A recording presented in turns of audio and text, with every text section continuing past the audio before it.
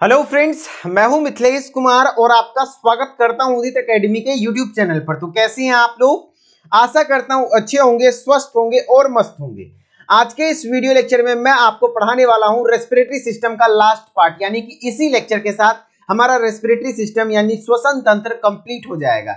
यदि इससे पहले आपने पार्ट 1 और पार्ट 2 को नहीं देखा है तो इस वीडियो लेक्चर के बाद पार्ट 1 और पार्ट 2 को भी जरूर देख लीजिएगा, जो कि आपको इस चैनल पर बायोलॉजी के प्लेलिस्ट में दिख जाएगा, जो कि नया प्लेलिस्ट जनरेट कर दिया गया है हर एक सब्जेक्ट का। ठीक है, तो चलिए स्टार्ट करते हैं। तो आज के इस लेक्चर में मैं आपको पढ़ाने वाला हूं कि आखिर ह्यूमंस में रेस्पिरेशन होता कैसे है, यानी कि मैकेनिज्म ऑफ ब्रीदिंग, कैसे सांस अंदर आ जाती है, कैसे सांस बाहर आ जाता है, यानी इंटरनल रेस्पिरेशन, एक्सटर्नल रेस्पिरेशन और मैकेनिज्म ऑफ ब्रीदिंग को अच्छे से एक्सप्लेन करने वाले हैं। और भी कुछ ऐसे छोटे छोटे कॉन्सेप्ट हैं जिससे क्वेश्चन आपके एग्जाम में आएंगे, उनको भी कवर करने वाला हूं विथ एमसीक्यू। एग्जाम में पूछे हुए एमसीक्यू भी करवाऊंगा, तो वीडियो में लास्ट तक बने रहिएगा।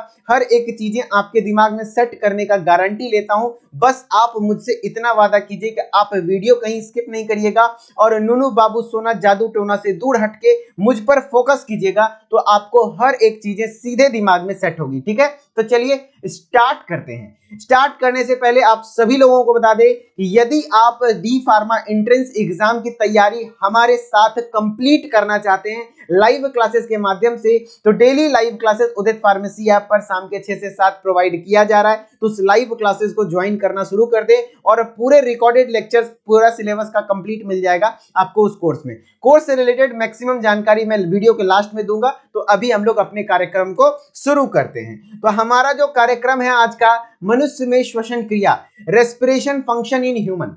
ह्यूमन में जो रेस्पिरेशन होता है वो कैसे होता है। इससे पहले मैं थोड़ा सा पानी पी लेता हूं क्योंकि गला मेरा सूखा हुआ लग रहा है। आप लोग भी यदि नींद में हैं तो अपने नींद को खोलिए और एकदम ध्यान से देखिएगा, सारी चीजों को समझने का प्रयास कीजिएगा। थोड़ा सा कॉन्सेप्ट है, हाँ थोड़ा टफ होता है, डिफिकल्ट होता है, लेकिन संभाल लीजिएगा। ठीक है, देखिए मनुष्य में जो श्वसन है वो 2 चरणों में होता है। टोटल कितने चरणों में होता है? 2 चरणों में होता है। कैसे 2 चरणों में होता है? सबसे पहले एक्सटर्नल रेस्पिरेशन होता है, उसके बाद इंटरनल रेस्पिरेशन होता है। अब ये एक्सटर्नल रेस्पिरेशन और इंटरनल रेस्पिरेशन का क्या कॉन्सेप्ट है? एक्सटर्नल रेस्पिरेशन को हिंदी में बाह्य श्वसन कहते हैं और इंटरनल रेस्पिरेशन को अंतः श्वसन कहते हैं। पहले समझिए एक्सटर्नल और इंटरनल। देखिए एक्सटर्नल रेस्पिरेशन नाम से पता चल रहा है बाह्य, यानी कि बाहर बाहर। तो आपका जो गैसों का आदान प्रदान होता है इन्वायरमेंट यानी वातावरण और लंग्स के बीच, वातावरण और लंग्स के बीच, वो एक्सटर्नल रेस्पिरेशन के अंतर्गत आता है। जैसे कि आप सांस ले रहे हैं, सांस छोड़ रहे हैं, नॉर्मली जो कार्बन डाइऑक्साइड आप छोड़ रहे हैं, ऑक्सीजन ले रहे हैं, जो भी आपका नॉर्मल बॉडी में जो आप ब्रीद इन कर रहे हैं, ब्रीद आउट कर रहे हैं, ये प्रोसेस क्या कहलाता है? एक्सटर्नल रेस्पिरेशन कहलाता है। यानी कि वातावरण और लंग्स के बीच में गैसों का आदान प्रदान एक्सटर्नल रेस्पिरेशन कहलाता है। लेकिन लंग्स के बाद जो अब आपके ब्लड वेसल्स, एक जगह होता है ना गैसियस एक्सचेंज, जैसे कि जो ये सेल्स हैं, ये सेल्स में ऑलवेज एनर्जी प्रोडक्शन हो रहा है। एनर्जी प्रोडक्शन हो रहा है तो ग्लूकोज का ऑक्सीडेशन हो रहा है। जब ग्लूकोज टूटता है तो उसके साथ एनर्जी के साथ साथ कार्बन डाइऑक्साइड भी बनता है। तो ये कार्बन डाइऑक्साइड वापस से ब्लड में दे देता है कि भाई इसको बाहर निकालना है और उसको वापस ऑक्सीजन चाहिए, तो ये ऑक्सीजनेटेड ब्लड इसको ऑक्सीजन प्रोवाइड करता है। तो जो ब्लड और बॉडी टिश्यूज के बीच में जो आपके गैसियस एक्सचेंज हो रहे हैं उसको इंटरनल रेस्पिरेशन कहते हैं, क्योंकि ये अंदरूनी मामला है,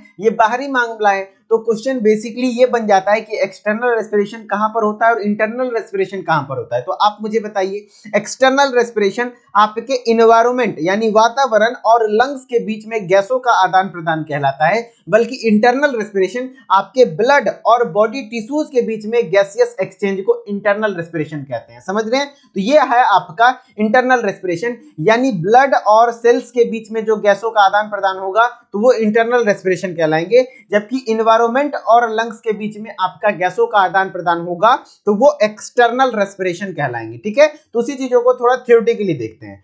तो यहाँ क्या कह रहा है? अंतः श्वसन में देख लीजिए, इंटरनल में रुधिर तथा उत्तकों के बीच O2 तथा CO2 का आदान प्रदान इंटरनल रेस्पिरेशन कहलाता है। रुधिर कहने का मतलब हुआ ब्लड, ब्लड में ब्लड से और टिश्यूज के बीच में, ब्लड और टिश्यूज, रुधिर मतलब ब्लड होता है, देखिए ध्यान से, और उत्तक मतलब होता है टिश्यूज। तो ब्लड और टिश्यूज के बीच में जो O2 और CO2 का आदान प्रदान हो रहा है ये इंटरनल हो गया, जबकि एक्सटर्नल रेस्पिरेशन क्या होता है देखिएगा, बाह्य श्वसन यानी कि एक्सटर्नल रेस्पिरेशन, स्वामोच्छ्वास यानी कि ब्रीदिंग, ब्रीदिंग को हिंदी में कहते हैं, मैं हिंदी इंग्लिश मिलाकर पढ़ा रहा हूं, ब्रीदिंग में वायु का निश्वसन यानी इंस्पिरेशन एवं एक्सपिरेशन जिसको उच्छ्वसन कहते हैं, यानी जो नॉर्मली एक्सपिरेशन है, एक्सटर्नल रेस्पिरेशन है, वो ब्रीदिंग कहलाता है। ब्रीदिंग मतलब क्या हुआ कि आप सांस ले रहे हैं यानी इनहेलेशन, इंस्पिरेशन इनहेल करना यानी कि सांस अंदर लेना और सांस छोड़ना, ठीक है, एक्सपायरेशन, ठीक है। अब हम लोग मैकेनिज्म पे आते हैं कि आखिर ये निश्वसन होता कैसे है। निश्वसन यानी कि इंस्पायरेशन, यानी इसी को हम लोग कह सकते हैं एयर इनटेक, एयर अंदर कैसे जाता है, एयर अंदर कैसे जाता है, इसका क्या मैकेनिज्म है वो समझिए, यानी इनहेलेशन कैसे होता है, सांस अंदर कैसे जाती है, ठीक है, उसके बाद सांस बाहर कैसे आता है वो समझेंगे। इसको एक अच्छे से डायग्राम से समझने का प्रयास कीजिएगा, जो कि मैं आपके सामने ये प्रेजेंट किया हूं, ठीक है। ये हमारा नॉर्मल सा रेस्पिरेटरी सिस्टम है जो कि आपको दिख रहा होगा। यहां पर क्या हो रहा है, एयर इनहेल हो रहा है। एयर इनहेल होने का मतलब क्या हुआ, एयर अंदर की ओर आ रहा है, और इसमें एयर एक्सेल हो रहा है यानी कि बाहर की ओर जा रहा है। तो पहले हम लोग एयर इनहेलेशन का कांसेप्ट सीख लेते हैं कि आखिर एयर इनहेल होता कैसे है।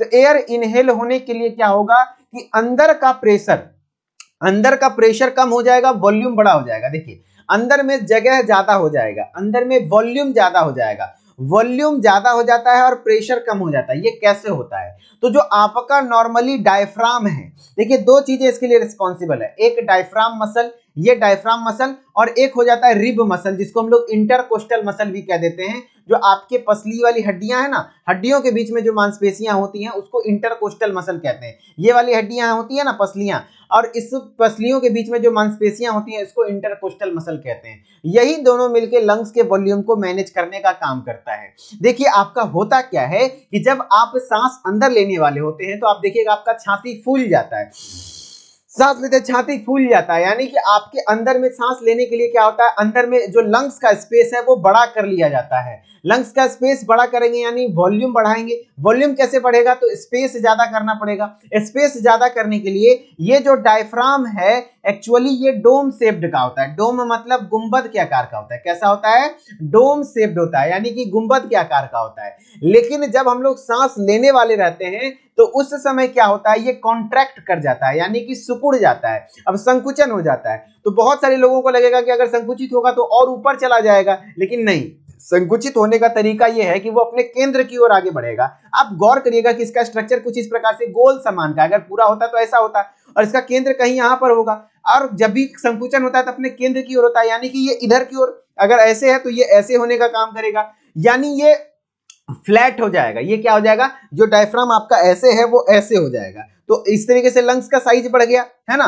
और दूसरा काम, जो इंटरकोस्टल मसल है वो ऊपर की ओर एकदम से अपवार्डली खींचेगा, अपवार्डली खींचेगा, ये भी कॉन्ट्रैक्ट कर जाएगा। जब ये भी कॉन्ट्रैक्ट करेगा तो जो आपका इंटरकोस्टल मसल है वो भी लंग्स के साइज को बड़ा करने का काम कर रहा है, और आपका जो ये डायफ्राम मसल है वो भी कॉन्ट्रैक्ट करके लंग्स के साइज को बढ़ाने का काम कर रहा है। तो जैसे जैसे लंग्स का वॉल्यूम बढ़ेगा, अंदर में जगह बढ़ेगा, तो प्रेशर कम होगा। और आपको पता है कि एयर ज्यादा प्रेशर से कम प्रेशर की ओर अंदर की ओर जाता है। तो जो आपका बाहर का प्रेशर है और अंदर के प्रेशर में कंपैरिजन किया जाएगा तो अंदर का प्रेशर कम हो जाएगा, जिससे क्या हो जाएगा, एयर इनहेल हो जाएगा। सिंपल सी बात समझिए कि आपको एयर इनहेल करने के लिए दो मसल्स कॉन्ट्रैक्ट करता है। क्या क्या, डायफ्राम मसल कॉन्ट्रैक्ट करता है और इंटरकोस्टल मसल कॉन्ट्रैक्ट करता है। इंटरकोस्टल मसल कॉन्ट्रैक्ट करता है तो वो ऊपर की ओर खींच लेता है, और डायफ्राम क्या होता है, जब कॉन्ट्रैक्ट करता है तो समतल के आकार का हो जाता है, जिससे लंग्स का वॉल्यूम बढ़ जाता है और प्रेशर घट जाता है,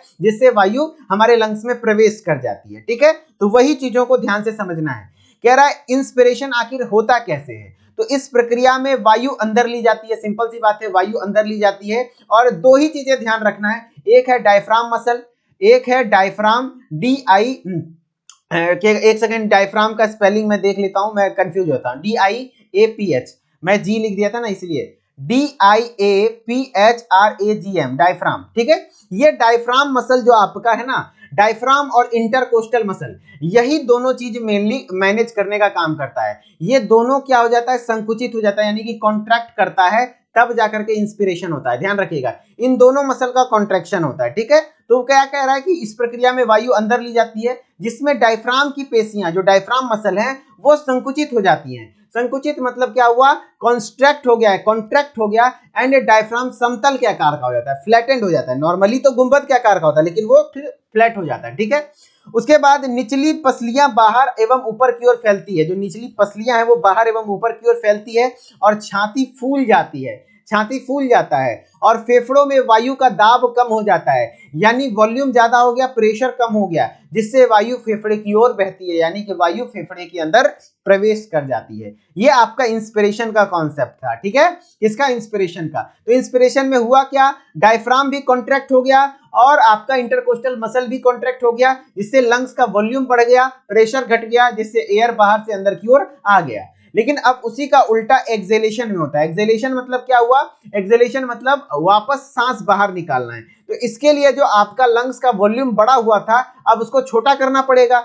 छोटा करने के लिए आपको क्या करना पड़ेगा, वॉल्यूम घटाना पड़ेगा, लंग्स का वॉल्यूम घटेगा, सिकुड़ेगा लंग्स, और प्रेशर बढ़ाना पड़ेगा, तब तो बढ़ाएंगे तब तो एयर बाहर निकलेगा, है ना। जैसे आप एक पॉलीथीन को फूंक के फुला दीजिए, उसके बाद उससे एयर निकालना है तो उसको चापना पड़ेगा पॉलीथीन को, तब तो एयर बाहर निकलेगा। वैसे आपका लंग्स है, फुला हुआ था, अब उससे एयर बाहर निकाला तो उसको चापना पड़ेगा। चापने के लिए उसका क्या करना पड़ेगा, वॉल्यूम को कम करना पड़ेगा, और प्रेशर, जब वॉल्यूम कम करेंगे तो प्रेशर खुद ब खुद बढ़ जाएगा, और प्रेशर ज्यादा से कम की ओर एयर का क्या होता है, बहाव होता है, तो एयर अब अंदर से बाहर की ओर चला जाएगा। तो वो वॉल्यूम जो आपका लंग्स है, लंग्स के वॉल्यूम को कम करने के लिए, यानी कि लंग्स को सिकुड़ाने के लिए, दो जो मसल्स है, इंटरकोस्टल मसल और डायफ्राम, जो आपका डायफ्राम कॉन्ट्रैक्ट होकर के समतल के आकार का हुआ था, वो वापस क्या हो जाता है, एकदम और अपने रिलैक्स पोजीशन में चला जाता है, ये डोम शेप्ड का हो जाता है, ये शिथिल हो जाता है, रिलैक्स हो जाता है, यानी ये सांस लेने के दौरान ये फ्लैट हो जाता है, थोड़ा सा देख लीजिए इस प्रकार से फ्लैट हो गया। लेकिन अब अखनी जब आपका जब एक्सेलेशन होने की बारी होती है, ये वापस अपने पोजीशन पे चला जाता है, एकदम गुंबद के आकार का शेप बना लेता है, ठीक है। और आपका क्या हो जाता है, जो आपके रिब मसल्स हैं, रिब मसल जो इंटरकोस्टल मसल हैं, जो ऊपर की ओर तनाए थे, वो वापस से अपने पोजीशन में आ जाते हैं, जिससे क्या होता है, लंग्स का वॉल्यूम कम हो जाता है, प्रेशर बढ़ जाता है, जिससे सांस बाहर की ओर निकल पाती है। वही चीजें यहाँ पर लिखी हुई हैं। उच्चवसन यानी कि एक्सपायरेशन में क्या होता है, वायु बाहर की ओर निकल जाती है, सही बात है भैया। डायफ्राम एवं पसलियों को पेशियां स्थिर, रिलैक्स हो जाती हैं। जो आपका डायफ्राम मसल है और पसलियों की पेशियां यानी इंटरकोस्टल मसल, दोनों रिलैक्स हो जाती हैं। कॉन्ट्रैक्शन हो रहा था किसमें, इनहेलेशन में, एक्सपायरेशन में दोनों रिलैक्स हो जाता है, तथा डायफ्राम फिर से गुंबद के आकार का होता है, डायफ्राम फिर से डोम शेप्ड हो जाता है, हो जाता है, ठीक है। अब क्या है, छाती संकुचित हो जाती है, जो आपका छाती यानी चेस्ट, वो संकुचित हो जाता है, तथा वायु बाहर की ओर नाक एवं वायु नाल द्वारा निकलती है, ठीक है। मनुष्य 1 मिनट में तकरीबन 12 से 18 बार सांस लेता है। ये मनुष्य का नॉर्मली आपका सांस लेने का, यानी कि आपका जो सांस लेने का फ्रीक्वेंसी है, वो कितनी बार है, 12 से 18 बार है, ठीक है। नॉर्मल ब्रीदिंग रेट कितना होता है, 12 से 18 बार होता है, ठीक है। ये था आपका इंस्पिरेशन और एक्सपायरेशन का कॉन्सेप्ट। अब कुछ ये क्वेश्चन आते हैं, इससे बहुत ज्यादा क्वेश्चन आता है, इंस्पायर्ड एयर और एक्सपायर्ड एयर। इंस्पायर्ड एयर यानी कि वो वायु जो कि आपने अंदर लिया, और वो वायु जिसको आपने छोड़ा, उसमें किस गैस का प्रतिशत मात्रा कितना होता है। इसको समझने से पहले आप ये समझिए कि जो हमारा इन्वायरमेंट है, इन्वायरमेंट यानी वातावरण, वातावरण में 3 गैसेज मुख्य रूप पे पाए जाते हैं। पहला सबसे ज्यादा वातावरण में कौन सा है, नाइट्रोजन है, 79%, कितना है, 79%। उसके बाद ऑक्सीजन है, कितना, 21% है, और आपका फिर उसके बाद कार्बन डाइऑक्साइड है, जो 3 मुख्य गैसें 0.04% है ना। तो आप जो नॉर्मली इंस्पायर करते हैं एयर, वो इन्वायरमेंट एयर को ही इंस्पायर करते हैं। तो जितना जितना प्रतिशत मात्रा आपका इन्वायरमेंट में है, वही चीजें प्रतिशत मात्रा गैसों का इंस्पायर्ड एयर में भी रहेगा। एक्चुअली इंस्पायर्ड एयर कहने का मतलब ही क्या हुआ, जो हवा आपने सांस के माध्यम से ली, उस हवा में नाइट्रोजन की मात्रा कितनी थी, ऑक्सीजन की मात्रा कितनी थी, कार्बन डाइऑक्साइड की मात्रा कितनी थी, इस पर क्वेश्चन आता है। तो जो हवा आपने सांस में लिया वो इन्वायरमेंट की एयर थी, और इन्वायरमेंट में नाइट्रोजन की प्रतिशत मात्रा सबसे अधिक है, 79%, 79%। उसके बाद ऑक्सीजन 21% और कार्बन डाइऑक्साइड 0.04%। लेकिन जब एक्सपायर्ड एयर की बात करते हैं, वापस हम लोग सांस छोड़ते हैं, तो उस समय ऐसा नहीं कि सिर्फ कार्बन डाइऑक्साइड छोड़ते हैं, साथ ही साथ जितने गैसेस हमने लिए थे वो सारे को भी छोड़ते हैं। तो नाइट्रोजन का हमारे बॉडी में कोई यूटिलाइजेशन नहीं है, not used, produced by body process, और जहां तक बनता ही है ये पूरा का पूरा बाहर निकाल लिया जाता है। अगर 79% बॉडी इनहेल किया है तो आपका लंग से 79% वापस छोड़ देगा, ठीक है, निकाल देगा। ऑक्सीजन लेकिन आपका यूज होता है, अगर 21% ऑक्सीजन लिया गया था तो उसमें 5% ऑक्सीजन को यूज किया जाता है, क्योंकि ग्लूकोज का ऑक्सीडेशन बिना ऑक्सीजन के हो नहीं सकता है, तो 16% फिर भी ऑक्सीजन फिर से बाहर निकल जाता है। क्या कह रहा है, यूज अप इन जो 5% था वो कहां यूज हो गया, रेस्पिरेशन में यूज हो गया। अब जो कार्बन डाइऑक्साइड है 0.04% है, वो आपका शुरू में एयर जो इनहेल कर रहे थे उसमें तो कम था, लेकिन एक्सहेल करने टाइम ज्यादा होगा। क्यों, क्योंकि बॉडी में लगातार रेस्पिरेशन हो रहा है और रेस्पिरेशन के दौरान कार्बन डाइऑक्साइड बनता है। क्योंकि आपको भी इक्वेशन पता होगा कि जो C6H12O6 है उसको यदि हम लोग O2 के साथ रिएक्ट कराएंगे तो CO2 लगातार बनते रहता है और H2O भी बनता है और ATP बनता है। तो ATP बनने के दौरान CO2 भी बन रहा है, तो CO2 जितना लिए थे उससे कई गुना ज्यादा हो जाता है। तो तकरीबन देखिए 0.04% इंटेक किए थे तो आप बाहर कितना छोड़ते हैं, 4%, ठीक है। तो ध्यान रखिएगा ये सारी चीजों को। क्या कह रहा है, इंस्पायर्ड एयर में गैसों का मात्रा उतना ही होगा जितना एनवायरनमेंट में होता है, यानी नाइट्रोजन 79%, ऑक्सीजन 21% और कार्बन डाइऑक्साइड 0.04%। जबकि एक्सपायर्ड एयर जो सांस आप छोड़ते हैं उसमें जो आपके नाइट्रोजन की मात्रा, बिल्कुल नाइट्रोजन यूज नहीं करते तो उतना ही होगा। ऑक्सीजन 5% यूज कर लेते हैं तो 16% हम लोग छोड़ते हैं, और जो कार्बन डाइऑक्साइड और बढ़ जाता है 0.04% से 4% हो जाता है, ठीक है। ये कुछ इस प्रकार से आपके 100 गुना कार्बन डाइऑक्साइड बढ़ जाता है। देखिए कैसे 100 गुना, 0.04 था, अब इसको अगर 100 से गुना करेंगे, है ना, तब जाकर के ये 4 होगा, देखिए इस प्रकार से, तब जाके 4 होगा, यानी 100 गुना कार्बन डाइऑक्साइड ज्यादा छोड़ते हैं हम लोग, है ना। जाहिर सी बात है कार्बन डाइऑक्साइड हमारे बॉडी में बनते रहता है ना। तो अब क्वेश्चन देखिए, निश्वासित वायु यानी इंस्पायर्ड एयर में सर्वाधिक प्रतिशत मात्रा होती है। इंस्पायर्ड एयर यानी कि जो सांस अंदर ले रहे हैं, अंदर ले रहे हैं कौन सा, एनवायरमेंट एयर, और उस एनवायरमेंटल एयर में सबसे ज्यादा किस गैस की प्रतिशत मात्रा है, ऑक्सीजन की, ये तो 21% है, नाइट्रोजन की ये 79% है, कार्बन डाइऑक्साइड की ये 0.04% है, ये नियोन की ये तो नहीं। तो आप इस तीनों में सबसे ज्यादा कौन सा होता है, नाइट्रोजन, तो वही बोल रहा है सबसे सर्वाधिक प्रतिशत मात्रा, तो नाइट्रोजन आंसर हो जाएगा। बहुत सारे बच्चे जो चतुर विद्यार्थी होंगे वो ऑक्सीजन मार के आएंगे कि जो इंस्पायर्ड होता है उसमें सबसे ज्यादा हम लोग ऑक्सीजन लेते हैं। नहीं भाई, जो वातावरण में है उसको लेना ही पड़ेगा, तो सबसे ज्यादा हम लोग नाइट्रोजन ही लेते हैं, ठीक है। चलिए बात अलग है, उसको यूज नहीं करते, वापस उसको निकाल देते हैं। फिर क्या रहा है, निश्वासनीय वायु यानी एक्सपायर्ड एयर।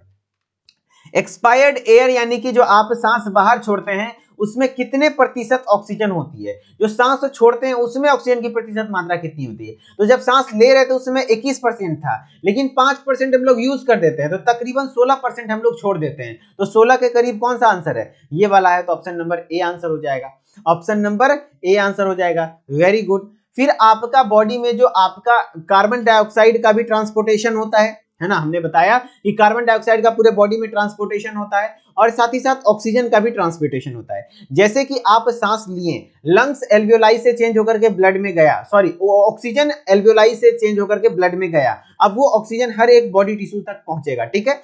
फिर ऑक्सीजन पहुंचेगा तो ग्लूकोज का ऑक्सीडेशन होगा जिससे कार्बन डाइऑक्साइड का निर्माण होगा। तो बॉडी के हर पार्ट में कार्बन डाइऑक्साइड बन रहा है, और हर पार्ट में जो कार्बन डाइऑक्साइड बन रहा है वो सारे कार्बन डाइऑक्साइड कहां पे आते हैं, वापस लंग्स में आते हैं और लंग्स के थ्रू बाहर निकलते हैं। तो पूरे बॉडी में कार्बन डाइऑक्साइड का भी ट्रांसपोर्टेशन हो रहा है, ऑक्सीजन का भी ट्रांसपोर्टेशन हो रहा है। तो किस फॉर्म में ट्रांसपोर्टेशन होता है ये ध्यान रखिएगा। जो आपका कार्बन डाइऑक्साइड है बॉडी में ट्रांसपोर्ट होता है, यानी ब्लड में जो ट्रांसपोर्ट होता है, मेनली 3 तरीके से ट्रांसपोर्ट होता है। 3 तरीके में सबसे पहला तरीका है कि वो खून में ही डिसॉल्व हो जाता है, यानी प्लाज्मा में डिसॉल्व हो जाता है। तकरीबन 10% कार्बन डाइऑक्साइड डिसॉल्व होकर के जाता है, और कार्बन डाइऑक्साइड हीमोग्लोबिन से बाइंड करके भी ट्रांसपोर्ट होता है तकरीबन 20%। मैंने बताया था ना, हीमोग्लोबिन का काम क्या है, ब्लड ऑक्सीजन गैसों का ट्रांसपोर्टेशन करना, ज्यादातर ऑक्सीजन को ट्रांसपोर्ट करता है, लेकिन कुछ कार्बन डाइऑक्साइड का मात्रा हीमोग्लोबिन से बाइंड करके ट्रांसपोर्ट होता है। जब कार्बन डाइऑक्साइड हीमोग्लोबिन से बाइंड करता है तो कार्बोक्सी हीमोग्लोबिन का फॉर्मेशन करता है, कार्बोक्सी हीमोग्लोबिन, और तकरीबन 20% कार्बन डाइऑक्साइड का ट्रांसपोर्ट कार्बोक्सी हीमोग्लोबिन के रूप में होता है।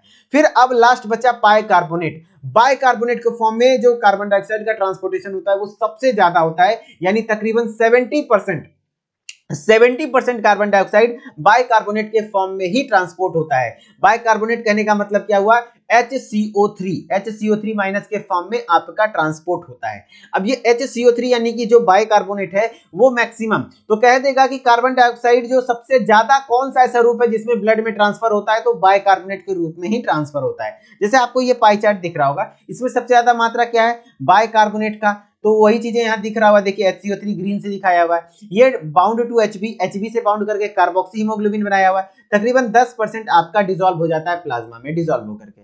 अब उसी प्रकार से आपको ऑक्सीजन का ट्रांसपोर्टेशन को भी समझना पड़ेगा कि जो आपका ऑक्सीजन का ट्रांसपोर्ट होता है वो दो तरीके से होता है।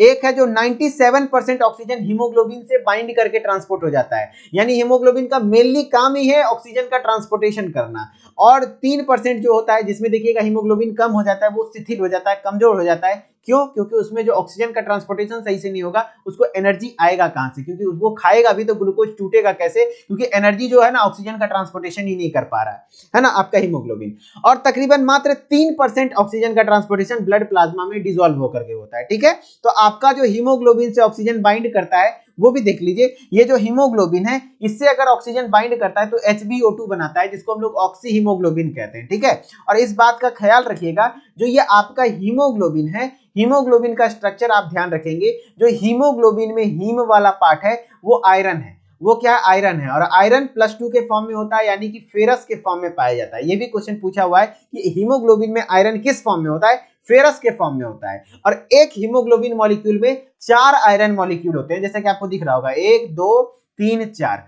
और ग्लोबिन जो होता है ये प्रोटीन चेन होता है। प्रोटीन चेन दो प्रकार के होते हैं, 2 अल्फा चेन 2 बीटा चेन, जैसे कि 2 अल्फा चेन और 2 बीटा चेन, ध्यान रखिएगा। और जो आपका हीमोग्लोबिन में हीम पार्ट मात्र 5% होता है, जबकि 95% पार्ट ग्लोबिन ही होता है। ठीक है, जैसा कि आपको दिख रहा होगा कि ये हीमोग्लोबिन का मॉलिक्यूल है, इसमें मात्र 4 को ये दाना दाना जैसा हीम पार्ट है, हीम मतलब आयरन है और सारा ग्लोबिन है, और आयरन ही बाइंडिंग साइट है, याद रखिएगा iron is the binding site for the oxygen, यानी ऑक्सीजन आयरन से ही बाइंड करता है। तो आपके एक हीमोग्लोबिन में यदि 4 आयरन है तो 4 ही ऑक्सीजन कैरी कर सकता है। तो इससे ये भी याद रख लीजिएगा, एक हीमोग्लोबिन मॉलिक्यूल टोटल 4 ऑक्सीजन को बाइंड कर सकता है। कितने? 4 ऑक्सीजन को। क्यों? क्योंकि एक हीमोग्लोबिन मॉलिक्यूल में 4 आयरन मॉलिक्यूल हैं, और आयरन ही बाइंडिंग साइट है आपके किसके लिए? ऑक्सीजन के लिए। और जो ऑक्सीडेटेड ब्लड है वो आर्टेरियल ब्लड में होता है, आर्टेरियल ब्लड उसको कहते हैं, और ये आपका लगभग ब्राइट रेड चमकीला लाल रंग का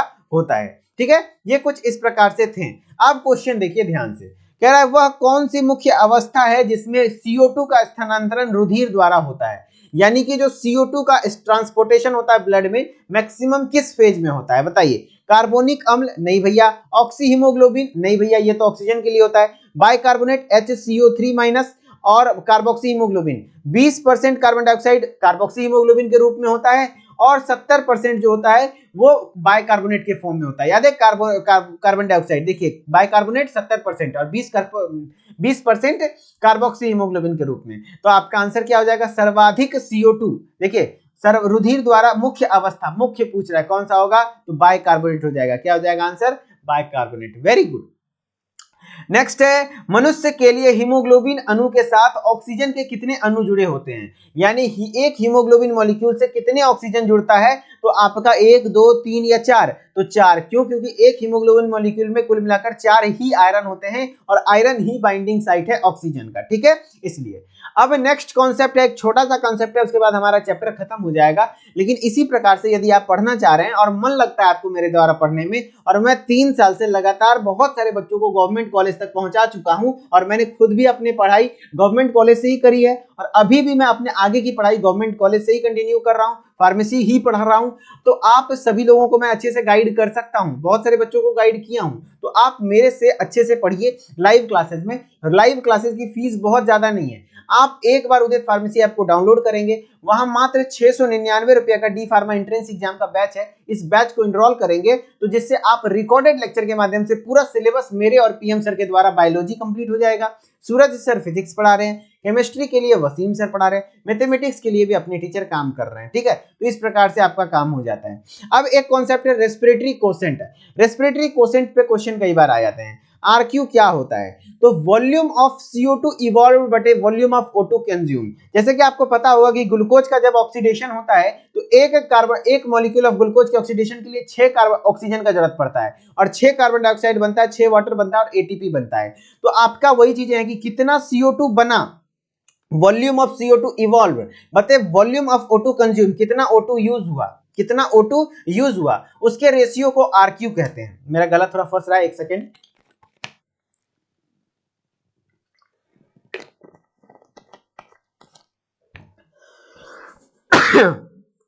सॉरी, थोड़ा सा हो जाता है, बहुत सारी क्लासेस लेनी पड़ती है ना लगातार, first year second year entrance exam, YouTube, ये वो, तो गला बैठ जाता है बोलते बोलते, है ना।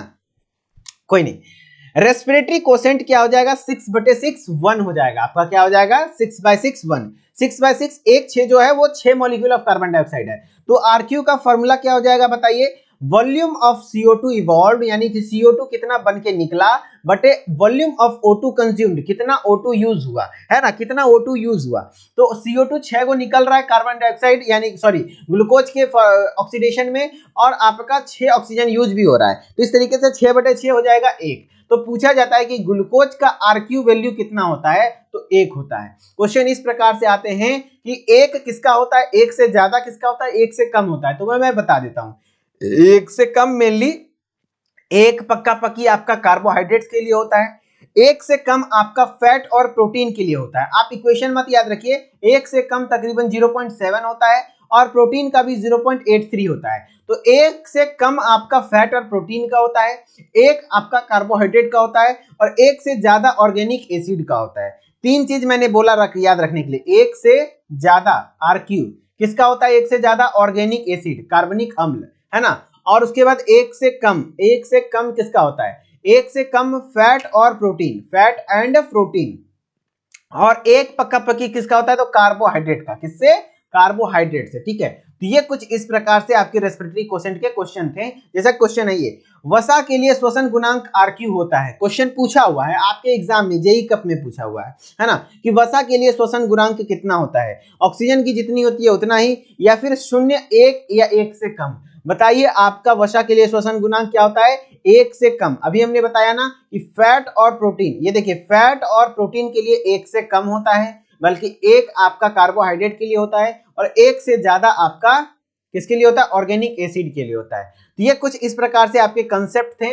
यहाँ पर हमारा चैप्टर खत्म होता है, और भी बाकी जो भी कंसेप्ट होंगे वो क्वेश्चन के माध्यम से मैं कवर कराता रहता हूँ। और इसी प्रकार से यदि आप पूरा सिलेबस मेरे साथ पढ़ना चाहते हैं, गवर्नमेंट कॉलेज के सपनों को पूरा करना चाहते हैं, तो आप हमारे डी फार्मा एंट्रेंस एग्जाम के कोर्स को ज्वाइन कर सकते हैं। इसमें आपको कंप्लीट रिकॉर्डेड वीडियो लेक्चर्स मिल जाएंगे, साथ ही साथ अभी डेली लाइव क्लासेस शाम के 6 से 7 मिल जाएगा, ई बुक PDF नोट्स मिल जाएगा, टॉपिक वाइज MCQ टेस्ट मिल जाएंगे, मॉडल पेपर प्रैक्टिस मिल जाएगा, प्रीवियस पेपर प्रैक्टिस मिल जाएगा, प्रॉपर टाइम मैनेजमेंट सिखाऊंगा, मॉडल पेपर और प्रीवियस पेपर का प्रैक्टिस लाइव क्लासेस में करवाऊंगा।